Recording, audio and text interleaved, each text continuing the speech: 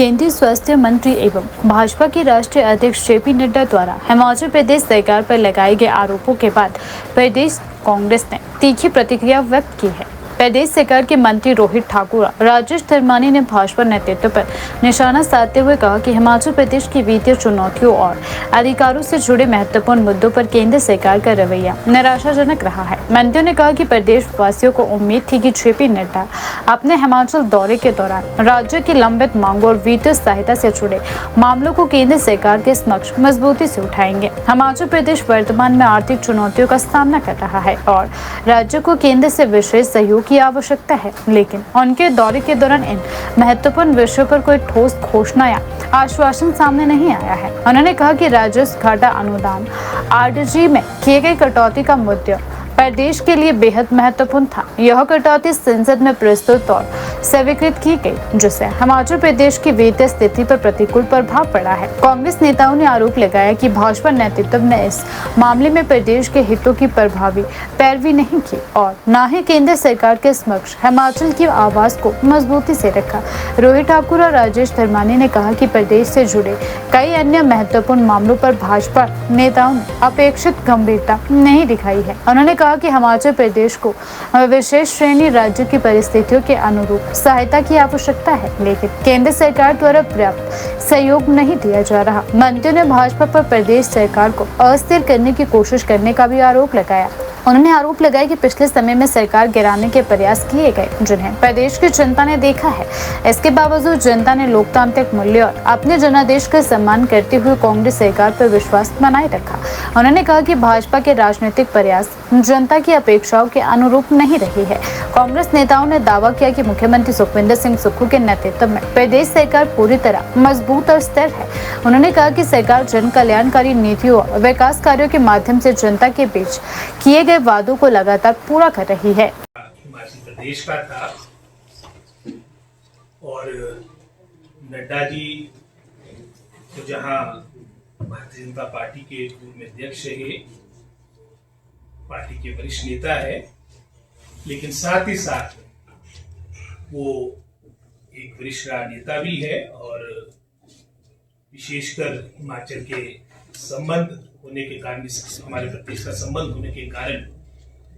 उनके दौरे से, उनके कार्यक्रम से बहुत सी आशाएं प्रदेशवासियों को रहती है। लेकिन जो ये 2 दिवसीय दौरा था, इस 2 दिवसीय दौरे में मात्र मैं समझता हूं अपने संगठन माने या अपनी राजनीतिक स्टेटमेंट्स तक ये दौरा रहा। और जैसे मैंने कहा कि हमारे बहुत से ऐसे विषय है हमारे प्रदेश के, हिमाचल प्रदेश के, जिस पर आवश्यकता थी वो अपनी बात रखते। ये किसी से छुपा नहीं कि कितनी गंभीर वित्तीय स्थिति से प्रदेश गुजर रहा है। आज उन्होंने ये भी कहा कि बहुत से हमारे ऐसे फंड्स हैं जो अभी तक अनयूटिलाइज पड़े हैं, लेकिन ये भी एक फैक्ट ऑफ द मैटर है कि आज तक के हिमाचल के इतिहास में जब से प्रदेश हमारा अस्तित्व में आया तब से लेके, क्योंकि हमारी रेवेन्यू डेफिसिट स्टेट थी, जो हमारे को रेवेन्यू डेफिसिट ग्रांट जो 1950 के दशक से मिलता था, ये वर्तमान की केंद्र की सरकार है जिनके कार्यकाल के दौरान इसे बंद किया गया, जिससे हर वर्ष हमें कई हजारों करोड़ का नुकसान होगा। साथ ही साथ आपकी जो आपने देखा होगा जो हमारे को लोन की लिमिट थी, उस पे भी एक अंकुश लगाया गया। इसी तरह से यहाँ तक कि जो प्रधानमंत्री जी की गत वर्ष जब 2025 में 23 के उपरांत जो प्राकृतिक आपदा के दौरान जब वो कांगड़ा जिला आए थे, उस वक्त की घोषणा भी लगभग 1500 करोड़ के आसपास की आज तक लंबित पड़ी है। तो हमें आशा थी कि इस 2 दिवसीय दौरे में, चलो एक भारतीय जनता पार्टी के नेता होने के साथ जो एक मंत्री के रूप में, एक वरिष्ठ राजनेता के रूप में एक प्रदेश में आने पर जो एक आशाएं होती है, हमारे साथ भी एक संपर्क साधा जाता सरकार के साथ, और साथ ही साथ जो इन 3-3.5 वर्षों के दौरान जो हमारे विशेषकर फाइनेंशियल फ्रंट पे जिन कठिनाइयों को ना मात्र हमारा प्रदेश, पूरे प्रदेशवासी उसका सामना कर रहे हैं, उसमें भी मैं समझता हूं किस तरह से रास्ता निकले, उस ओर भी अवश्य बात होनी आवश्यक थी। क्योंकि वर्तमान में नड्डा जी जो टॉप 5 मिनिस्टर्स है केंद्र में, और इस बात का हमको गर्व भी है, लेकिन उस पद का हमारे प्रदेश को विशेषकर इन गंभीर वित्तीय परिस्थिति के दौरान लाभ मिलना चाहिए था, लेकिन उसका अभाव है। इसके अपितु जैसे मैंने उदाहरण दिया रेवेन्यू डेफिसिट ग्रांट का, उस पर कटौती लगाएगी और इसका नुकसान ना मात्र मैं समझता हूँ वर्तमान में आने वाले समय में भी प्रदेश को झेलना पड़ेगा। और जहां तक शिक्षा विभाग की बात आती है, स्वास्थ्य विभाग की बात आती है, जो उन्होंने मुद्दे और भी उठाए हैं, ये वर्तमान सरकार की हमारी प्राथमिकता उसका ही परिणाम है। चाहे हेल्थ इंडिकेटर्स की बात हो, चाहे शिक्षा के क्षेत्र में जो सुधार हुए,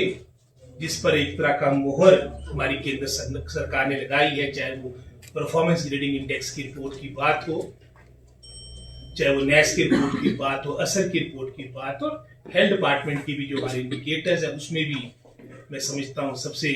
बेहतर स्टेटों में हिमाचल प्रदेश को आंका जाता है।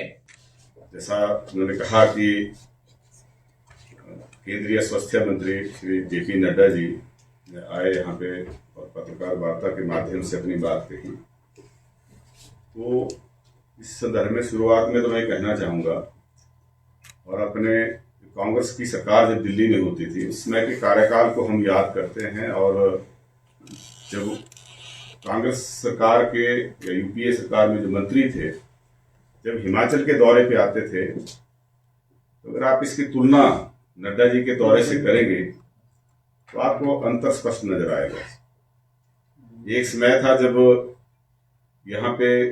कांग्रेस सरकार के समय के केंद्रीय वित्त मंत्री यहाँ पे आए चिदम्बरम जी, उन्होंने शिमला के ऐतिहासिक रिज मैदान पर आकर घोषणा की कि यहाँ पे एक आईआईटी स्वीकृत की जाती है, एक सेंट्रल यूनिवर्सिटी की घोषणा की, आईआईएम की घोषणा की, और एम्स जो है आने वाले समय में खुलेगा, क्योंकि उसमें फैकल्टी की कमी थी। उस समय के जो हमारे केंद्रीय स्वास्थ्य मंत्री थे श्री गुलाम नबी आजाद जी, उन्होंने 2 मेडिकल कॉलेजेस चंबा और सिरमौर की घोषणा करी, और टांडा में जो है एक अलग से सुपर स्पेशलिटी ब्लॉक बनाने के लिए पैसा दिया। और जब उनका दौरा यहाँ से जब 2 की घोषणा हो गई, उसके बाद फिर वर्तमान में जो हमारे मुख्यमंत्री है सुखविंदर सिंह सुक्खू जी, उन्होंने व्यक्तिगत तौर पे गुलाम नबी आजाद जी से अनुरोध किया कि एक मेडिकल कॉलेज हमीरपुर में भी खोला जाए, और उनके अनुरोध पर हमीरपुर में भी मेडिकल कॉलेज तीसरा गुलाम नबी आजाद जी ने स्वीकृत किया था। कई जगह पे मदर चाइल्ड हॉस्पिटल स्वीकृत किए गए, ट्रॉमा वार्ड स्वीकृत किए गए, हजारों करोड़ रुपए कांग्रेस सरकार के समय में यहाँ पे आता था। राष्ट्रीय स्वास्थ्य बीमा योजना, जिसका नाम बदलकर इन्होंने आयुष्मान भारत प्रधानमंत्री जन आरोग्य योजना के नाम से उसका नाम बदला।